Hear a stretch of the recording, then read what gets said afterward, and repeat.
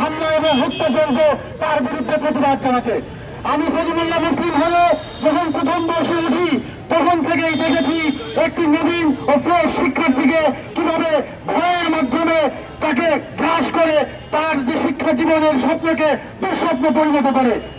স্বাভাবিকভাবে একটি ছাত্রের যে স্বাভাবিক শিক্ষা কার্যক্রম সেটাকে তারা গেস্ট রুমে নিয়ে নির্যাতনের মাধ্যমে ব্যাহত করে, তাদের রাজনৈতিক প্রোগ্রাম করতে বাধ্য করে থাকে।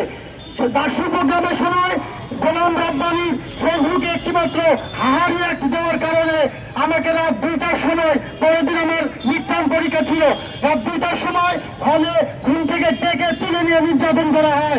শুধু তাই না, নির্যাতনের পরে শিবির প্রেম দিয়ে আমাকে আরো নানাভাবে ভাষাধর ষড়যন্ত্র তারা করে। শুধু একদিন নয়, দীর্ঘ 15 বছরে এবং এই 15 জুলাই ছাড়াও তার আগে এবং পরে ঢাকা বিশ্ববিদ্যালয়